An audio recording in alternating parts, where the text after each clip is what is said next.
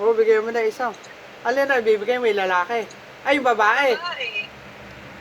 Ako, matanda na si Tandang Cloud eh. Pantungkod na yun. Pag robusin mo para tumigas.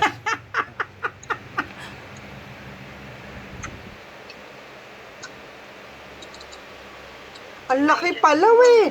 Mas malaki doon sa isa. Ay, hindi mo kasi laki ano. Mas malaki siya doon sa isa.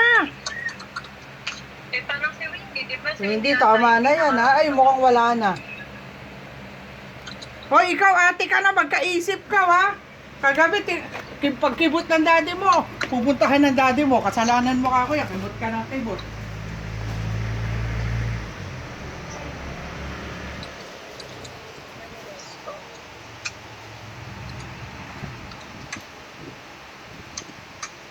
O sige, mag-work muna ako. Ano muna? Oh, sige, sige. Hindi, sige, mga 7:30 pa ba? Pwede pa naman. Sige.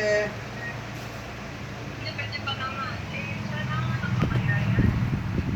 Baka okay na yan. Wala na, malang ano na yan, eh. Hirap na hirap ang pagkapanganak ngayon. Nakita mo naman. Kanina din, ganon, marami ng dugong lumalabas pero ayaw niyang